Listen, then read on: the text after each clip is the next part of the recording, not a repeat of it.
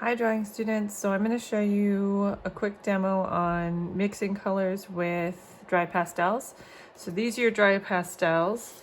The cover of the box looks like this. It doesn't say dry pastel or oil pastel, but that's the distinction I'm going to use because dry pastels are like chalk, oil pastels feel more like crayons, and you have both. So these are the tools you're going to use today. They look like this when you get them out. So we're gonna do this first practice. I'm gonna walk you through this. Great things about dry pastels is that they're pretty forgiving. You can erase or move them with a regular eraser, but it doesn't erase clean. You can always start with your lightest color, and that makes things simple.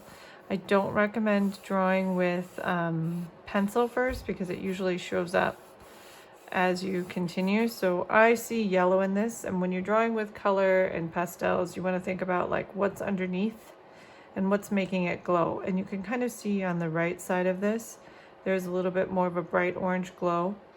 Dry pastels are really nice because they're so soft and they blend so easily, but it can be a disadvantage as well. You have to kind of think about how full the paper tooth is and how chalky it becomes. So I'm going to leave a little bit of whiteness and lightness showing through. The color of the paper you choose to use will also make a pretty big difference in this. So I'm going to do that with my yellow, and then I'm going to grab just a few other colors to help me define the shape. So I'm going to use this peach-ish color, this orange color first, and I'm going to just mark out where things are so I can kind of see the border and you can see the border a little more clearly. And there's this weird shape over here. So you're going to use a lot of different colors, and I know you understand a little bit about complementary colors from drawing one. Complementary colors are opposite colors. So we're going to use a little bit of that over here to develop the darkness. And I'll show you that. So I'm gonna go in with this orange or red color, and it's totally fine to break these. I really enjoy using them on their side more than anything, so I'll take advantage of that because it makes it easy to put the color on evenly, and you should try it as well. You can also make a sharp edge if you push like this. It's really helpful instead of doing this constantly, because I know you're used to a fine point, but it's time to switch it up a little bit. And is a little residual dust, which you probably don't want to blow into the air, but you can sweep off. And pressure is a really big deal, so I'm really not pushing very hard as I put this layer on. I kind of lost the drawing I was doing before, but I'm going to leave that there. I'm going to grab another color. I'm going to grab this another off or a muted tone. This looks like it has some white in it already, so I'm going to use this to kind of blend the other ones together, and you can see that powder buildup on the surface, and I can take my finger and just blend this together like makeup powder, or I can just use my pastel to kind of push the color a little farther. I want it to have that little glow effect on it. I want it to be kind of bright. So I'm going to use this color next to see if I can get that to happen. And all that powder, I can just take my finger and basically smash it into the paper. But you don't have to blend with dry pastels. It's an option. Some people use a paintbrush and brush it together to make it a little more faint. My outlines are gone. Now, if I'm looking at this honestly, this color does not match the color we see. So I'm gonna have to really beef it up before I get closer. But I do feel like I could be on the right track. Now I noticed this yellow color really got knocked down, so I can take my pencil eraser and just lift that out, that area. It's not gonna do a lot. And I usually have a brush to brush this off, but since you don't necessarily have one, I'm not going to get mine out. I'm going to put a little brighter yellow in here, and I'm also going to mix some white in. to tone it down a little bit more and soften it up here. It's a lot of back and forth with these colors and just playing with moving them around and trying to get them to build up. There's a few other light spots in this drawing. Right here and right down here, there's this light spot that's nearly white. So I am gonna have to brush this off with something. Post-it notes, that'll do it. There we go. Okay, so I got that kind of cleaned off and I've got enough surface so I can see where I'm at. Now I'm gonna take the darker red again and apply a heavier layer. Try and get this to be a little stronger in appearance here. And it's darker inside here too, and over here. I'm gonna leave that there. And then I'm gonna try something kind of crazy. Opposite of red is green. Opposite of orange is blue. And I'm actually just gonna take blue. And you can break your pastels if I didn't already say that. I'm gonna try and push this color a little darker by adding blue. Black is a risky thing to do with dry pastels because it really changes the color so dramatically right away. And it's hard to go back. So a safer bet.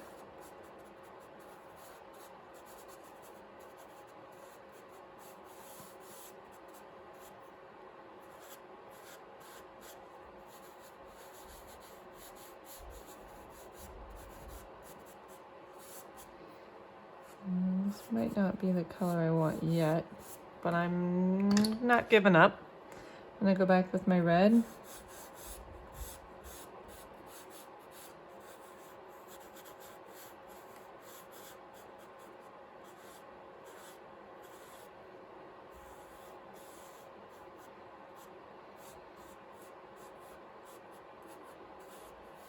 I use my finger a lot, so using your fingers to blend was like a no-no in drawing one, but with dry pastels, it's kind of a must. The powderiness of the pastel really prevents any major fingerprint damage from happening, so I would say go for it. Okay, so I feel like I'm getting close with this tone over here. And what I'm gonna do is see if I can get it to perk up a little bit by adding a little brighter color. And maybe it'll kind of get that brownish bit that it has.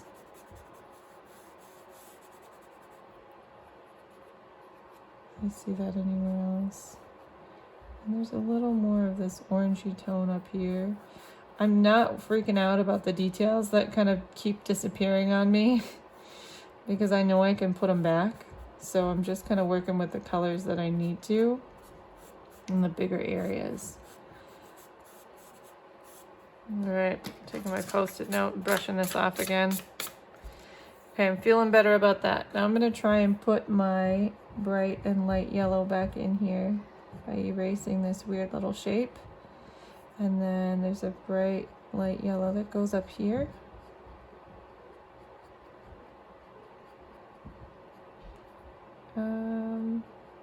Yeah, and I want this to be a little brighter over here. Maybe I can bring some white back into it with my eraser.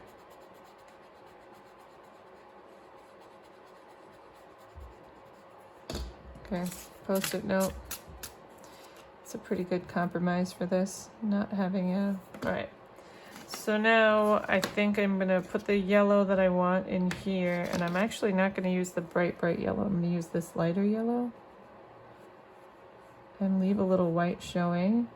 And then in this one, I'm gonna start with this yellow as well. And then I can pop it a little brighter with this yellow, the second one. And I'll do the same thing here. I'm just gonna put a little bit of that brighter yellow up in here and a few spots. And I have to be mindful of the color of my fingers because if I keep rubbing over something light with a finger that has blue on it, it's gonna mess up my system. So have to kind of keep that in mind, and I'm gonna try and make this little darker area come through a little more and just change this shape.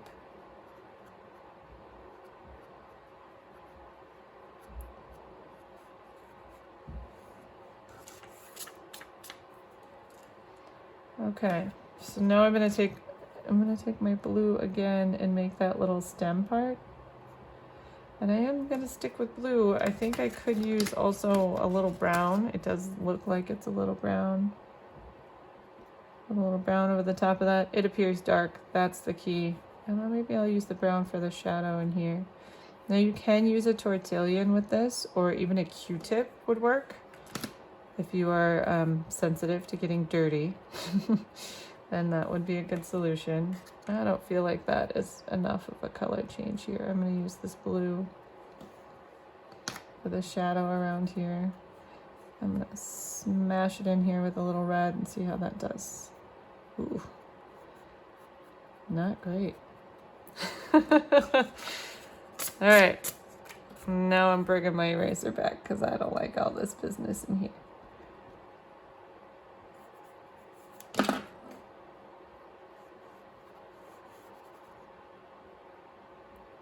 So this might be a little bit of an interesting struggle for some of you, and for others you'll take to it really fast.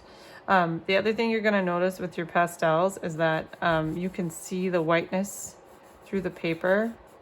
Unless you're really building it up, you can see that it's still kind of salty, what we know as saltiness. And it's okay to go through and add little bits of other color and just kind of roughly put them in.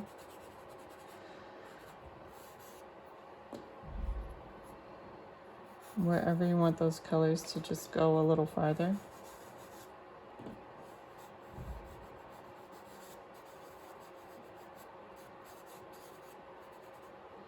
Okay, now around the outside of this, I've got a really soft edge, and I need it to be a hard edge if I want it to look three-dimensional.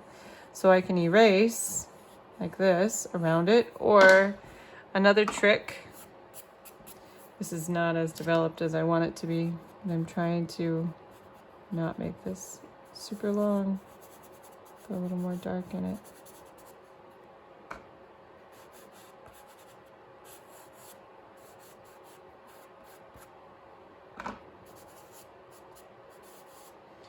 Okay, so another trick is to use the outside edge to create an accent color. So I could use blue. Actually, I'm going to use green. Oof, this is an intense green. This will pop this out. So complementary colors we learned about in drawing 1, and I'm hoping you still remember this. Complementary colors are opposite colors. I'm going to get some of that extra off of here. I can take this and push really hard on that outside edge, and it'll cut in along the edge of the peach and create this really awesome, vibrant outline.